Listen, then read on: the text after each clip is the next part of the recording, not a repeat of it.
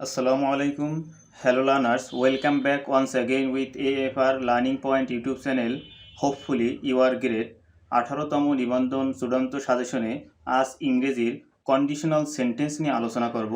আশা করি conditional sentence থেকে একটা বা দুইটা 18তম নিবন্ধনে আসবেই। ভিডিওটি ভালো করে বোঝার জন্য প্রথম থেকে শেষ পর্যন্ত দেখুন। কন্ডিশনাল সেন্টেন্স অর্থ শর্তযুক্ত বাক্য। এখানে শর্ত থাকবে একটা তাহলে কন্ডিশনাল সেন্টেন্স কি, এটির প্রকারভেদ। এখানে দুইটি ক্লজ থাকবে বা সহজ বাংলায় বললে দুইটি বাক্য থাকবে। একটা বাক্য থাকবে নির্ভরশীল ক্লজ যা শর্ত বোঝাবে, এবং এখানে ইফ থাকবে। দ্বিতীয় নম্বরে প্রধান ক্লজ বা ফলাফল বোঝাবে। এদেরকে ইফ ক্লজও বলা হয়। মনে রাখবেন কন্ডিশনাল সেন্টেন্সগুলো কমপ্লেক্স সেন্টেন্সে হয়ে থাকে। এবার এটির প্রকারভেদ, কন্ডিশনাল সেন্টেন্সের প্রকারভেদ।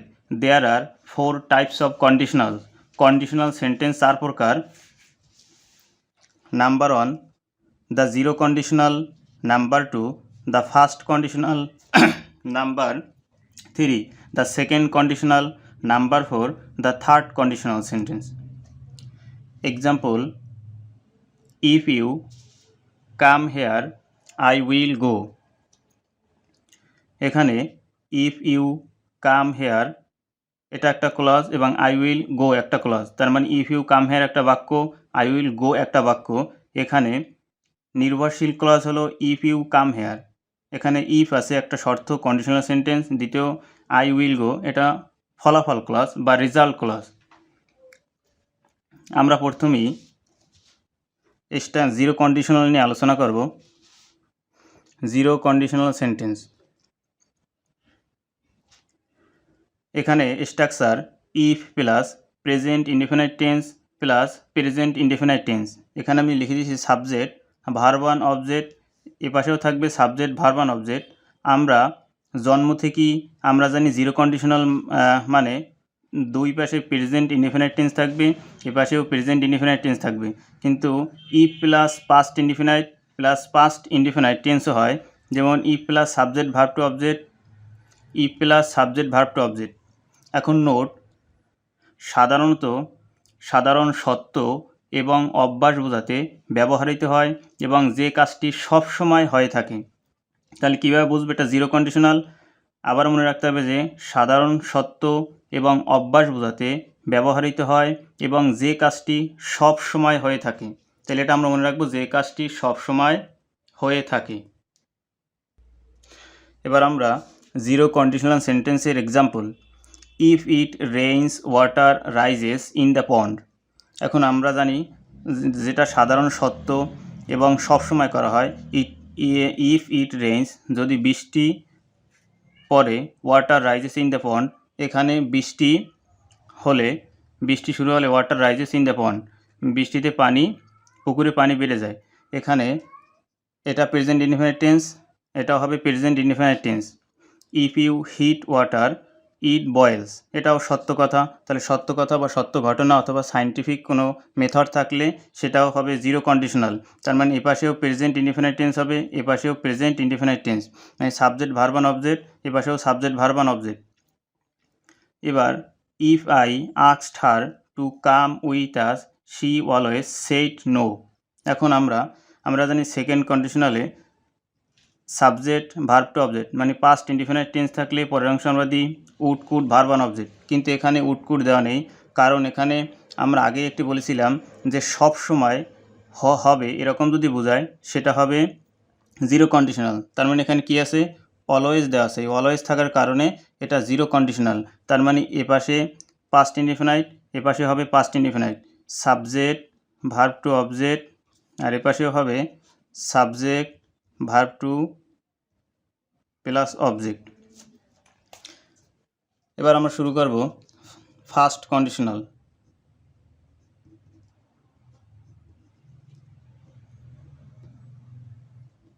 ফার্স্ট কন্ডিশনাল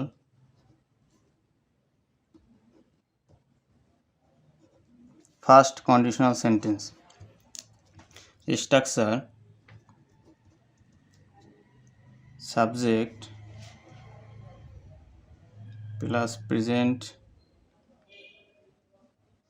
indefinite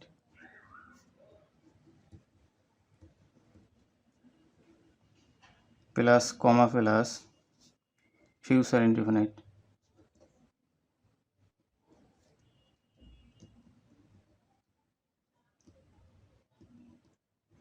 তাহলে আমরা মনে রাখবো প্রেজেন্ট ইনডিফিনাইট তার মানে subject verb one plus object এপাশে থাকবে, এপাশে ফিউচার ইনডিফিনাইট তার মানে subject shall oblique will plus verb one plus object.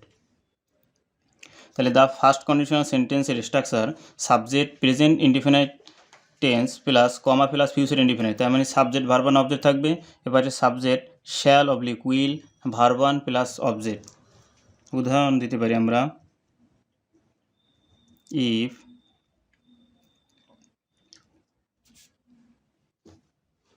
it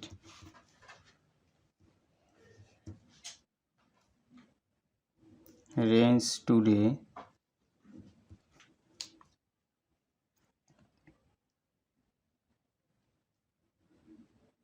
I will not go to market। এখানে দেখতে হবে if it rains today I will not go to market. তাহলে the first continuous সেন্টেন্সে present indefinite tense এই পাশে clause, দ্বিতীয় clause হবে future indefinite tense তার মানে subject will plus verb one plus object. এরপর আমরা করব the second conditional sentence.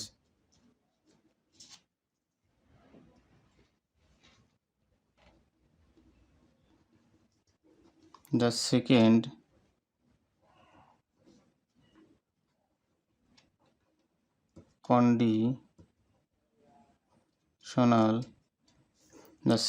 conditional structure subject plus past indefinite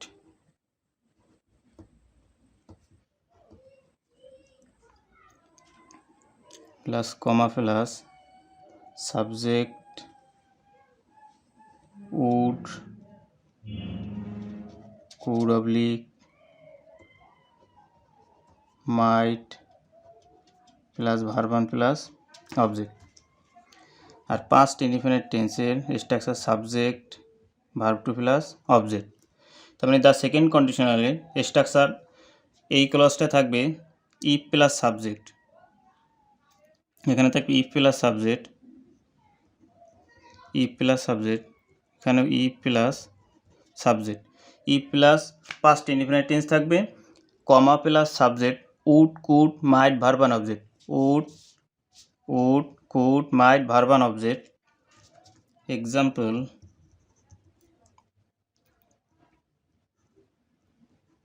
if I won the lottery,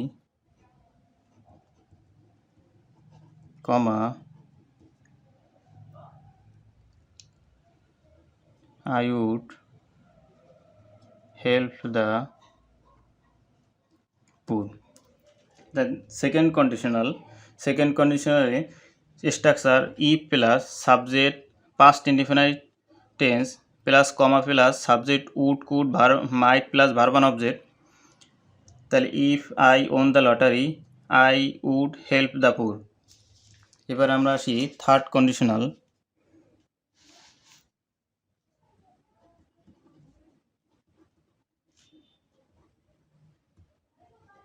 third conditional structure if plus past perfect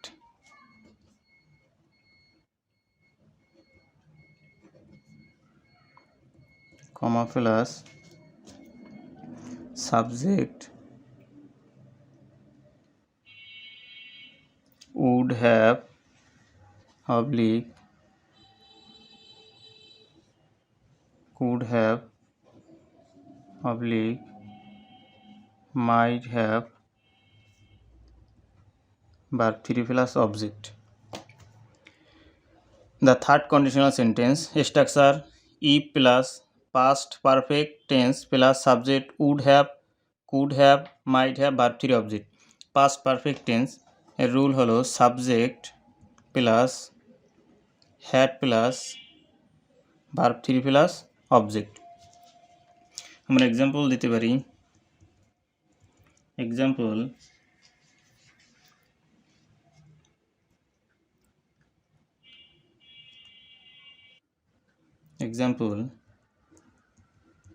if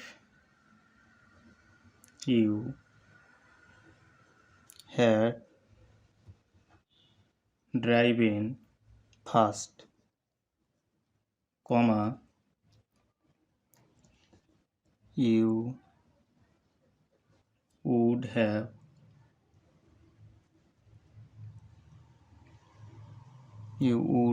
not have missed the meeting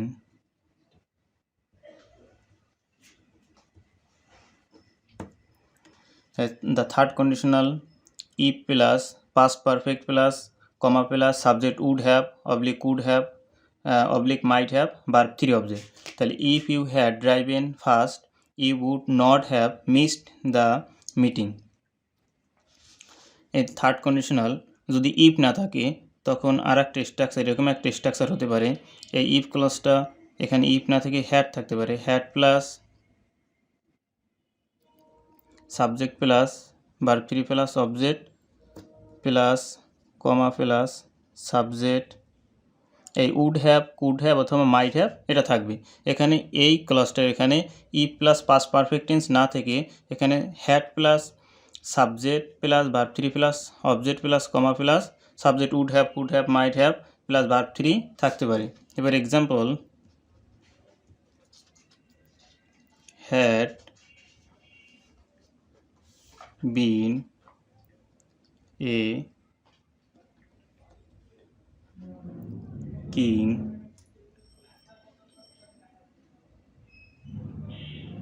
I would have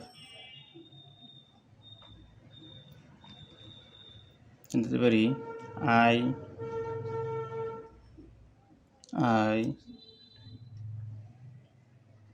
would have